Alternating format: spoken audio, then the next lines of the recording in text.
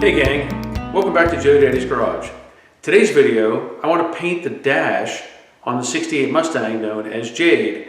Now that I have the paint finish for the main part of the car, as you can see, I want to take care of the dash and get it looking right and the glove box, and I'll probably do the quarter finished panels to go beside the back seat as well.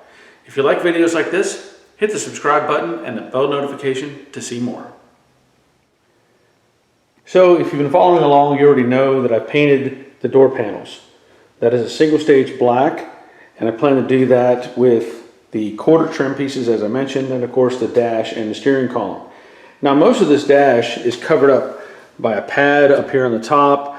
You've got controls over here, you've got gauge cluster, all that stuff.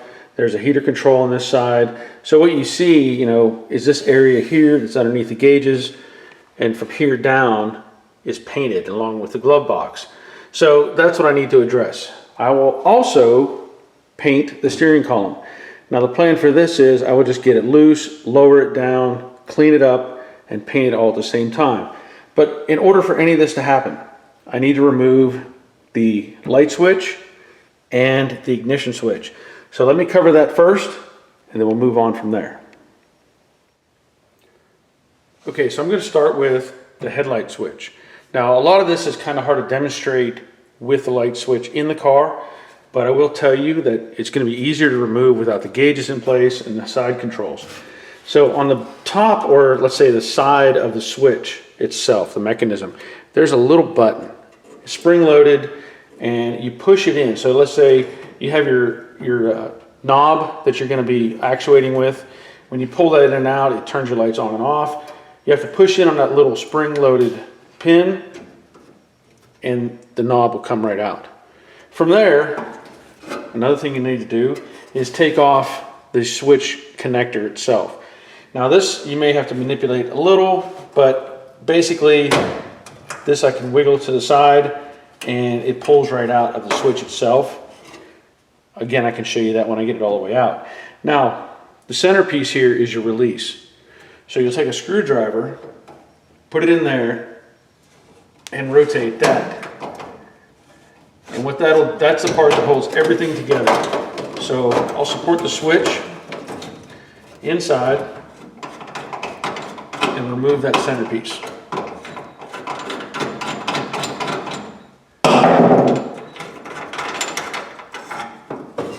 So you can see it's got threads that thread into the switch.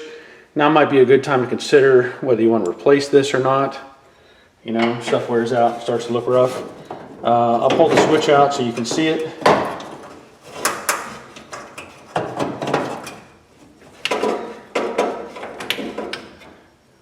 So there's the switch mechanism. Like I said, this piece just threads in. And then this is the little button I was talking about. It's on the side right here. A little spring-loaded button.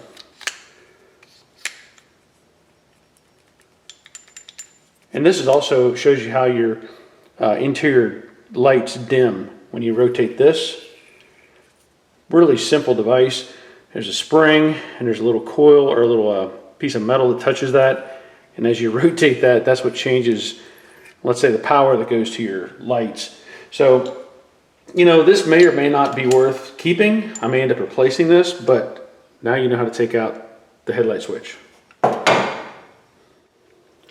Now we're going to try the ignition switch. The way this works is you take your key, and you can see if you turn your key, power, start, run, right? And then to the left is accessory, normal configuration. Now I have seen this to where the switch, this little dot right here, let's say, that is the release for the switch. I have seen these on other cars where that dot is at the bottom. It shouldn't make a difference, but I'm just going to show you what you need to do. You put the key switch in. Make sure you can turn it to the left. You're going to turn it to the left to accessory. Take a paper clip. You're going to put it in that hole, and it's going to press in a little spring-loaded retainer. Rotate the key. Pull the tumbler out. That's all it takes. Now at this point, what you'll need to do is take the ring loose. Now this could be a little bit tricky. I'm just going to wiggle it. There you go. I was able to wiggle that a little bit and unthread the bezel. So the bezel, you can see it has threads on the inside. That's what holds that. Then you can take the switch and move it around. Now, I don't know if I want to remove this switch completely. The wiring is kind of tight. Let me see if I can flex that back enough. Oh, there's a retainer right here. I didn't see that. Down here at the bottom, this one has a little bolt. Let me see if I can get that out of the way. Just to show you, I'm using a 1/4 inch socket. I'm going to take that loose.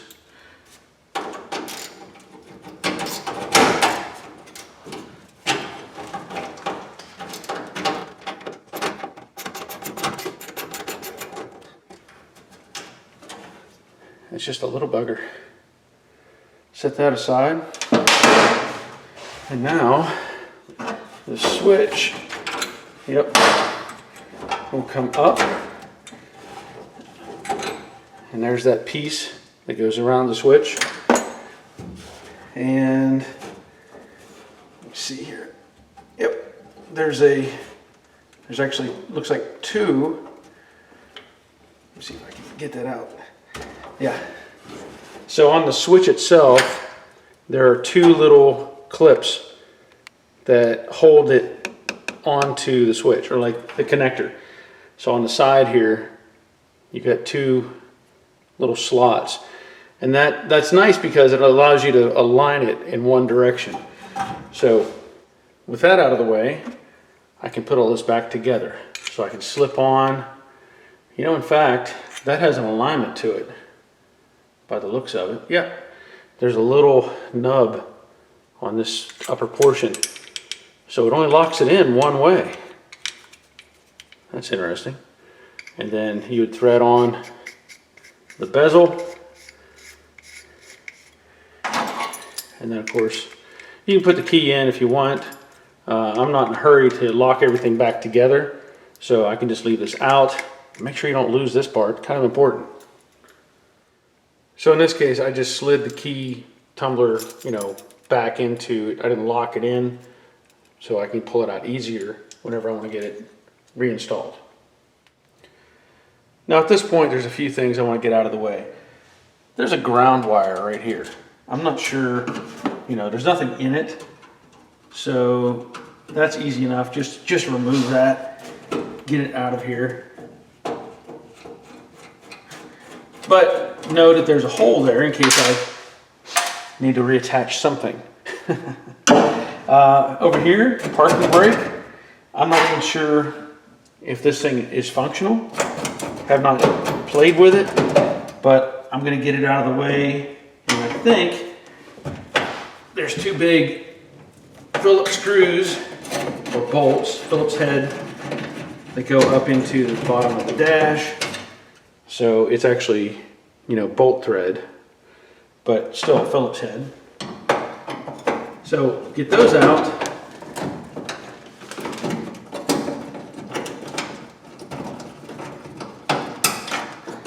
And that'll get that out of the way, along with the vent control. Now, I've left the driver's side vent control in here, even though I have vintage air. You know, I like to have fresh air coming in the car, so there's no reason why I can't have fresh air coming in on the driver's side with this vent, so I'm going to leave it in place. As far as, you know, the brake handle and all that stuff, I'm not even sure if I'm going to have parking brake or, you know, emergency brakes hooked up. I should, I know I should, but I have not committed to anything on that yet. So I may end up removing this entirely, just unbolting it from the firewall and getting it out of the way just so it's less stuff in my way. Beyond that, let's see if we can get the steering column loose.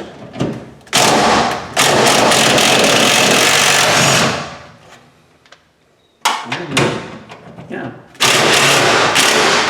That one doesn't want to move. that one came out. More power.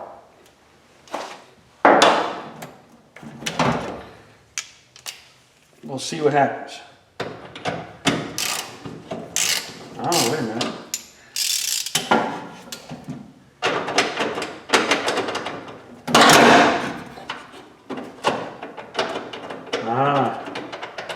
That's not a good sign. The upper half is turning. That's not good. Well, hopefully you don't have this problem. Odds are I'm gonna have to do something to cut this bolt off so I get the steering column to come down, but I'm not gonna go into that right now. I'm just showing you the steps involved. So once I get that bolt out, however I have to do it, this column will come down slightly and it should give me enough room that I can prep everything and get it ready for paint. Well, I got lucky. I took a screwdriver and wedged it down around where that square nut is inside this channel, and that held it to where I could get the nut off. So I'm going to keep moving forward. You know, I thought there were only 4 bolts, but it appears there are 6.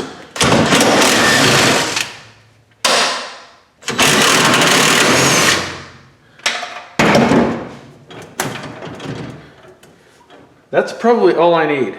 Just a little bit of space. And if I wanted to, I could take the bracket off of the firewall to where it holds into the firewall itself, and that would give me a little bit more room. But ideally, all I'm trying to do is get some paint around this area. You know, I'm not trying to make it a super fancy show car.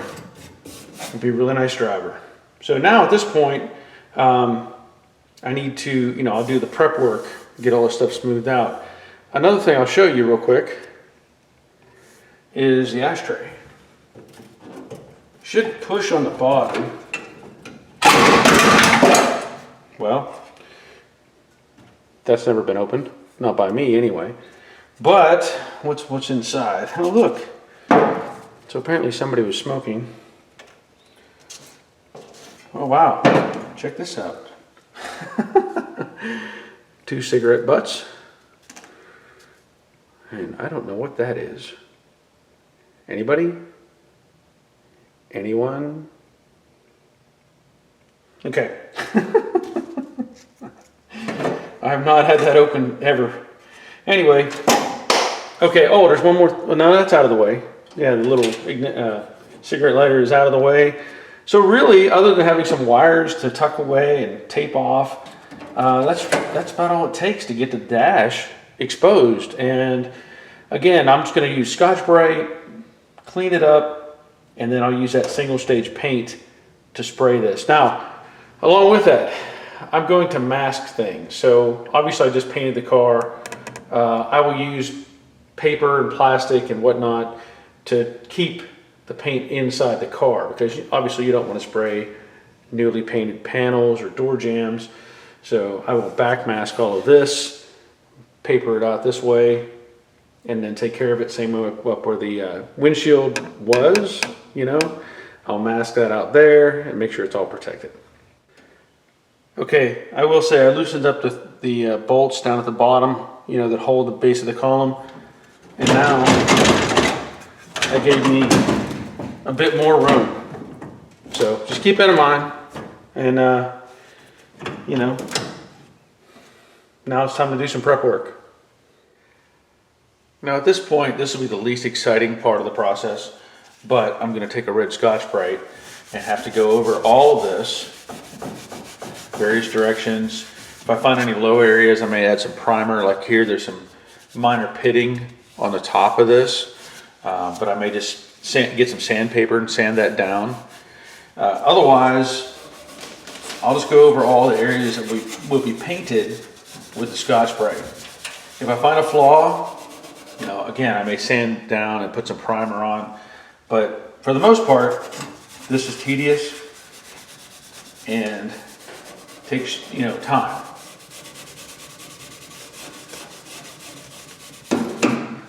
That said, I'm not going to film all this. You already know the drill. Let me show you one more thing. On the steering column, you have your turn signal switch. There are 3 screws, one over here, one here, and one here. They're little Phillips head screws. Just take those out. You may need to take a pair of needle nose pliers and grab a hold of them to get them out easier. Get those out, set them aside. And the reason I did that was on the side of the column where your emergency flasher is, there's this little round cover. And so to get that off, you have to be able to slide the switch out because it has a slot that allows it to fit into the column. So to remove that, that's what you do. Again, I'm going to carefully mask this off. I'll even mask off the little knob so that I don't get paint all over it. The other thing is the ashtray. Now I've already removed the ashtray, but I got to thinking about it. I'm like, well, why leave this in there? So there were 3 screws, or at least it's supposed to have 3 screws. One at the top, one on the side, and it's supposed to be one on this side. Mine didn't have this one. Take out those 3 screws, unplug the cigarette lighter from the back. You can set that aside. At this point, what I want to do is back mask. Now I've already scuffed everything. There's some bare metal I will hit with self-etch just to take care of that. But I will back mask everything with tape and paper, and all that really involves, you've seen me do it before, but I'll take off pieces of tape and just start covering holes and that sort of thing, and do that all the way across. Glove box, radio opening, ashtray, all those pieces back here behind the vent, the headlight switch, and just try to block off as much as I can. Beyond that, I will paper the sides here like I mentioned before. I'll run paper away from around the A-pillar. I'll put some paper on top to protect the cowl, and I will use a low pressure in my gun just to kind of blow it in there without being crazy. I can put paper on the rocker panels. Wherever you feel you need to put paper and protection, go ahead and do it, and then you'll have a better job. So you can see I have paper everywhere, tape. I've taped off. In fact, I'm going to do the A-pillars as well, the window frame. So I've scuffed those and masked. I may add a little more paper here and there just to be sure, but that's where I'm at. I also decided, of course, that I'm going to spray the ashtray and the glove box door. Now I'll point out on this door, you can remove the little push button latch. There's just 2 screws there, and then the actual box is held in with 4 screws. There's one there, one there, one there, one there. It's up to you if you want to leave the hinge on. Of course, I still have to clean this up and prep it completely, but you get the idea. So at this point, I think I'm ready to go. Now I will wipe this down. I will degrease it with the wax and grease remover. Make sure it's all clean. Again, I may add some more paper here and there, but that's where we're at. Now, of course, I also have to still run my self-etch in a couple spots where I've broken through. But I think I'm pretty much ready to go.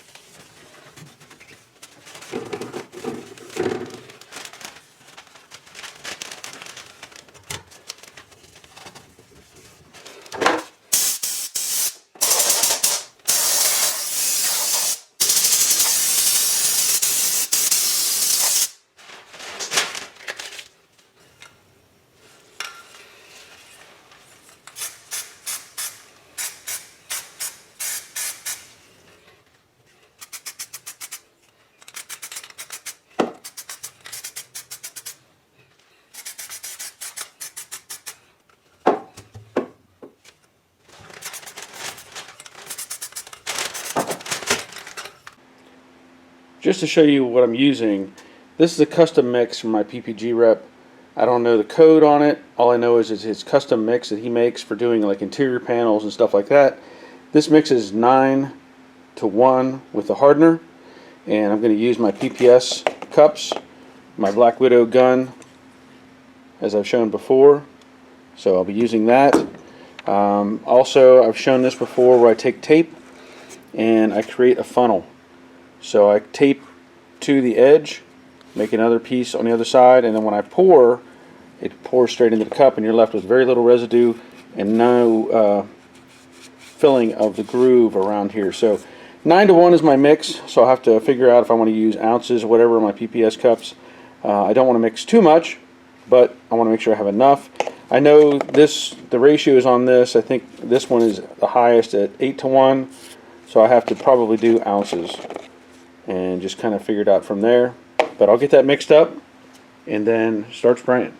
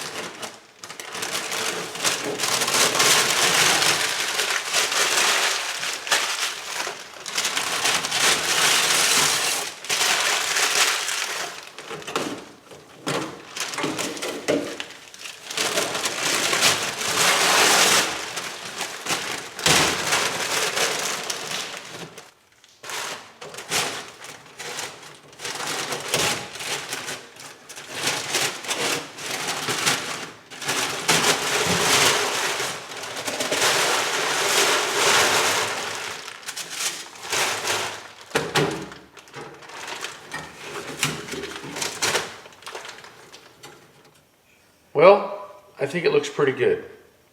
A nice black, clean. I also, in case you didn't notice, or if I didn't mention it, I also sprayed the A-pillars. So those are also fresh paint, and it looks really nice. Now I had an issue with the glove box door, and I'm going to show you that. So I sprayed the ashtray out here in the main shop. It's fine. But the glove box door ended up with like some blistering or something there. So, you know, I wiped it down and cleaned it, but who knows what may have come through. I'm going to address that whenever I spray the quarter filler pieces that go beside the back seat. So that's, you know, not that big a concern. Now I know I have a problem with it. For those of you following along, you know, I still have this motorcycle to work on. I planned on getting this paint in primer. Getting the tank in primer and then getting it in paint. So that'll come later, but I just want to let you know it's still being worked on, and that's going to be it. So as I sign off, I thought I'd give you one last look at the car. I'm sure you'd rather look at it than at me anyway, you know. But I want to thank you for watching. Thank you for subscribing. You know, leave a comment on this video, and I look forward to sharing more with you very soon. But until next time, take care of yourselves. See ya.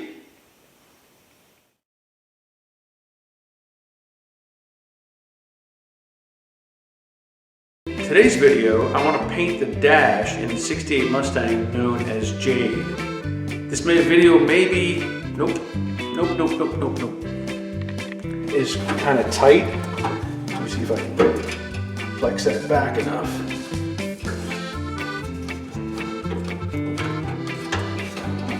I did want to remove the little plastic piece that goes around the side here.